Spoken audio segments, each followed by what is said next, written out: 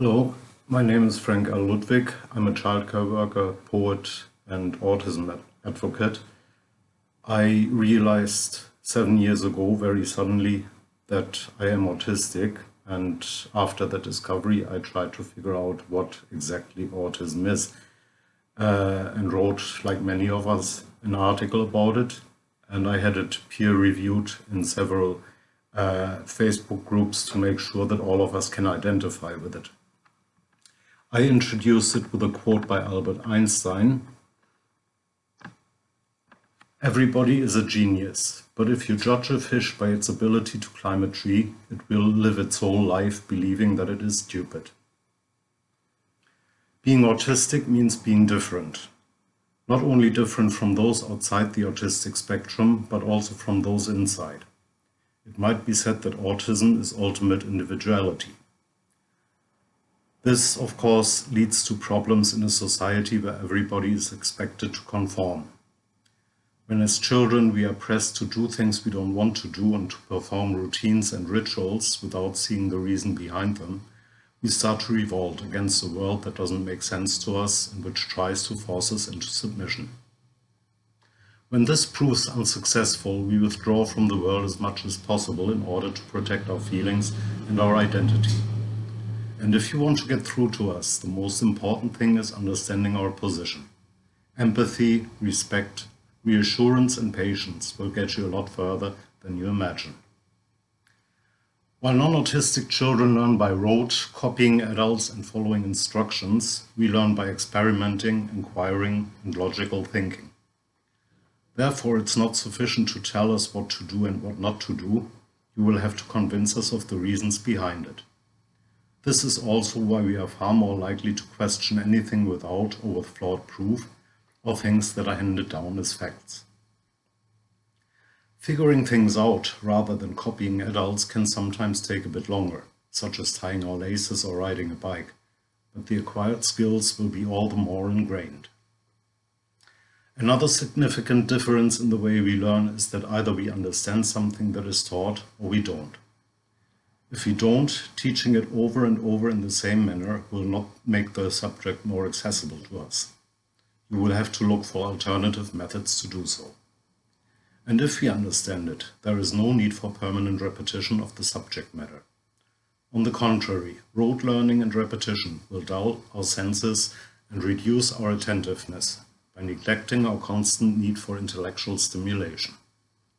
This is also the cause of our reluctance to do homework. Furthermore, autistic children and adults usually learn more effectively through intrinsic motivation, such as curiosity or personal aims, whereas non-autistic ones are largely driven by external motivators, such as praise, rewards, or pressure. Because of our ability to focus on matters of interest and locate information, and because our difficulties with traditional teaching methods, many of us become autodidacts who effectively teach themselves in their preferred areas. It is also important to give us the feeling that we have a say in our lives. Giving us plenty of choices will make life a lot easier, both for you and for ourselves. Stress-causing factors like the unpredictability of our environments and others' attempts to pressure us into acting less autistically, especially the use of behavioral therapies against us, often lead to chronic gastrointestinal problems such as constipation or diarrhea.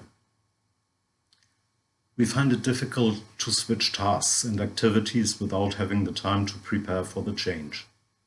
Therefore, it is extremely helpful and advisable to give us sufficient notice beforehand, such as you'll have to be ready for school in half an hour or dinner will be ready in 10 minutes. Because we are never sure what to expect from those around us and society in general, and because our attempts to communicate are routinely overlooked, misunderstood, or ridiculed, we live in a permanent state of anxiety and frustration.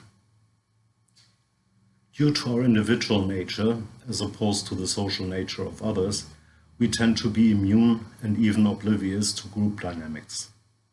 As members of a group, we still retain our individuality, rather than seeing ourselves as group members, and are therefore unlikely to be swerved by majority opinions, peer pressure, and authority figures. Because of this, most of us are also more efficient working on our own than in a group setting, and less willing to compromise on matters that are important to us.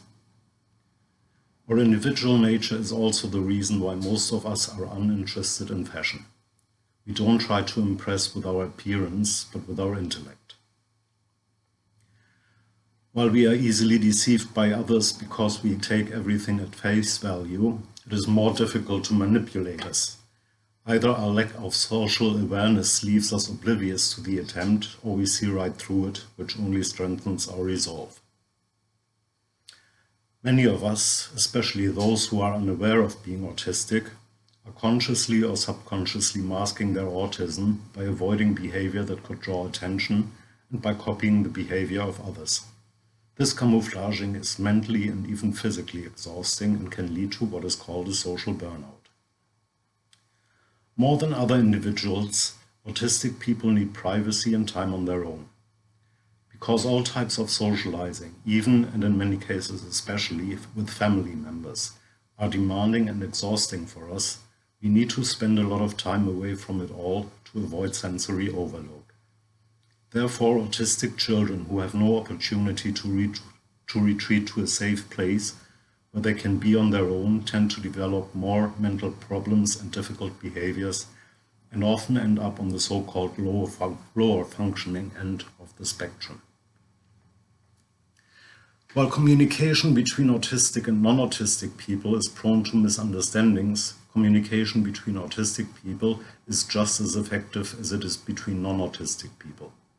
You could compare it to two different operating systems. Therefore, autistic children benefit from the company of other autistic children, as well as that of autistic adults as role models. Despite our headstrongness, we are easily pushed into uncomfortable and even embarrassing situations within personal and professional relationships. This is a result of either our fear of jeopardizing this relationship in case we don't oblige, or of our ignorance as to how much can be reasonably expected from somebody within such a relationship. For example, the exploitation of contacts in order to gain an advantage for ourselves or somebody else, the old boy network, goes against every fiber of our beings, and being talked into doing so by a partner, relative, friend or boss leaves us in a state of mental purgatory. We tend to have a very strong and inflexible sense of morality and justice, which others often consider stubborn. As in all areas, we develop our sense of right and wrong by rational thinking, such as I don't want to be hurt, therefore it is wrong for anybody to hurt anybody else. You could call it logical empathy. This makes our opinions more rigid and allows for fewer exceptions. It also makes us more likely to disobey orders that go against our conscience and to speak up against any form of injustice that is accepted by society, regardless of the consequences. Most of us are firmly grounded in the present because the past can't be changed and the future can't be known. Sometimes we find it difficult to seek help or assistance for fear of annoying others or being considered ignorant. It is quite common for us to develop unique approaches to anything from doing chores to solving problems. You may feel the need to correct us because our techniques seem too awkward, unconventional, or unnecessarily complicated. But keep in mind that what appears complicated to you may be simple for us, and vice versa. Just tell yourself, if it works, don't fix it. Many of us have problems articulating ourselves, and some of us never talk at all. This doesn't mean that we don't want to communicate. Many of us have learned to express ourselves through writing or typing on computers or stencil letterboards, or by learning sign language, and thus we're able to finally get in contact with our caregivers and the world. It also gave us the opportunity to prove that we are not as stupid as many like to believe. On the contrary, most of us turn out to be highly intelligent. Some of us approach language by using echolalia, since they associate full sentences with certain scenarios before learning the meanings of individual words. In this case, it is helpful to phrase sentences from the child's perspective and follow their lead. The labels high-functioning and low-functioning autism are both misleading and demeaning. The high-functioning label dismisses our struggles, anxieties and frustrations in trying to adapt to a strange society and its rules, while the low-functioning label dismisses entirely the enormous potential of every autistic individual. And what you don't look for, you won't find. It is no surprise that the so-called severity of autism, the difference between so-called low and high-functioning autism, has been linked to the experienced stress levels in recent studies, which indicate that the more we are put under pressure, the lower functioning we become. Furthermore, would you label a 3-year-old who doesn't speak but solves the Rubik's Cube in 2 minutes as high or low functioning? A lot of us find it difficult to talk about the weather unless meteorology happens to be our area of expertise, in which case you may be sorry you brought it up, because we don't see the point, and communication for the sake of communication is an alien concept to us. We also find it difficult, if not impossible, to say niceties that we don't mean. If we did, not only would our compliments be entirely worthless, but we would put our credibility at stake. Most of us have one or more areas of expertise from a very young age, which we may rant on about, either because we assume that you're interested or because we can't think of a more appropriate conversation topic. We say what we mean with no intention of offending anyone, but our honesty and bluntness are often misinterpreted. We tend to have a very strong sense of fairness, which generally isn't affected by our association with either side. We have a hard time noticing and deciphering nonverbal communication, such as body language, facial expressions, and undertones. So if you have something to say, say it, literally. Many of us have problems making eye contact because it feels intimidating and prevents us from focusing on the conversation. Most of us have some sort of a stim, which is short for self-stimulation, such as rocking, hand flapping, or face picking. There can be plenty of reasons for this, since it helps with self-reassurance, focusing, and dealing with anxiety, to name but a few. We can only do one thing at a time, but we are a lot more focused and absorbed in matters that are of interest to us than others are. We have great potential, provided we are given the opportunity to develop it. Perfectionism is another common trait in autism. Many of us have to do everything 100% and get highly embarrassed when we, or others, discover the tiniest flaw in our work. I've come to think that the fear of not being able to master something perfectly from the beginning may be a common reason for not even attempting it, such as speech, until we consider ourselves competent. Even though we tend to excel in our chosen professions, 85% of autistic people are unemployed because of our perceived social shortcomings and our difficulty to sell ourselves. As Steve Silverman said, the list of things you're not supposed to do in an interview is practically a definition of autism. And the remaining ones usually work in menial jobs regardless of the qualifications. And when we get the job, we are unlikely to live up to our colleagues' and employers' social expectations. Many of us have sleeping problems because we find it difficult to stop thinking and switch our brains off. We are easily discouraged. One he won't ever learn to spell can be the death knell of a brilliant literary career. A researcher observed that if you drop your expectation level for a child with autism, they will drop to that level. This fact can't possibly be overestimated. We also have a tendency to seek reassurance from others in our fields of expertise. The problem can arise that in many cases we know more about the subject, even as children, than the adults around us, and therefore don't get a qualified answer or appropriate reaction. If we seek reassurance and you don't have the knowledge to supply it, please be honest and tell us exactly that. For us, all sensations are perceived unfiltered, which means the buzzing sound of the fridge and the sizzling of the frying pan are just as intense for us as your voice when you're talking to us. Sometimes the intensity of these sensations can become too much for us to deal with and lead to a meltdown, which may look like, but should not be confused with a tantrum.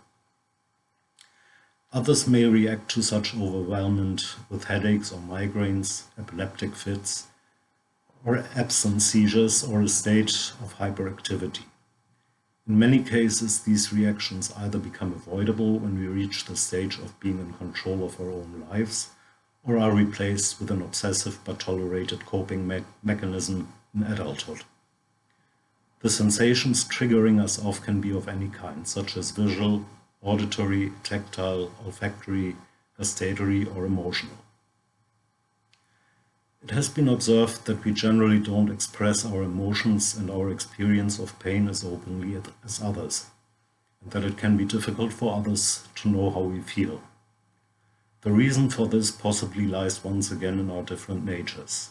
Non-autistic people tend to share their feelings due to their social nature, while we tend to keep our feelings private due to our individual nature.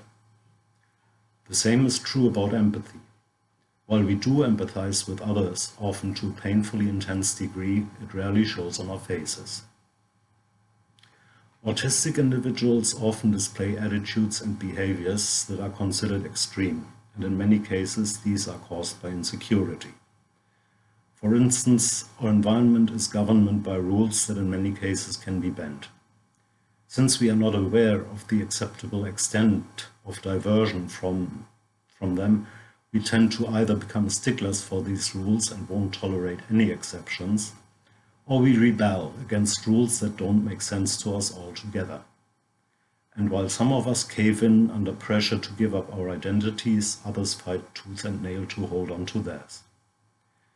Other examples would be autistics who, because they don't know how to regulate eye contact, either avoid it entirely or stare at the other person, or those who, unaware of the rules of conversation, either remain quiet or keep waffling to an uninterested audience. Many non-autistic but often well-meaning professionals consider themselves experts on autism.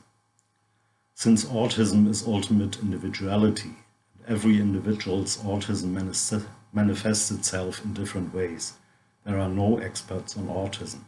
The only ones with a basic understanding are other autistic people. Therefore, never take an expert's word on what we can and, more importantly, what we cannot do. Never believe there is anything we can't achieve. Autism is an integral part of our identities, just like gender and ethnicity. And just like nobody talks of persons with femaleness or persons with Caucasianness, we are not persons with autism. The vast majority of us, according to polls between 80 and 90%, prefer identity-first language, as an autistic person. And we generally can distinguish those who support us from those who patronize us by their choice of either respecting or ignoring this preference. Being ourselves is more important to us than fitting in. Being ourselves is more important to us than being accepted. Being ourselves is more important to us than being successful. Being ourselves is more important to us than being appreciated. Being ourselves is more important to us than anything. We enjoy having friends. We enjoy being accepted. We enjoy being successful. We enjoy being appreciated. But not for a single moment would we compromise 1 inch of our identity to achieve these things.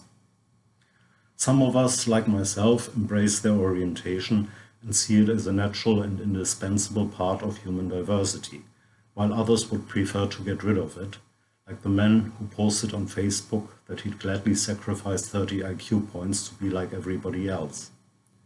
But in either case, understanding and respecting our individuality and uniqueness will make it a lot easier for us to function in a world that doesn't make a lot of sense to us. There are leaders and there are followers, and there's nothing wrong with that. But there are also those who don't want to be led or followed, and there's nothing wrong with that either. Thank you for listening. If you would like to read the article itself or the other articles I wrote on autism, please check out autismappreciation.com. Thank you.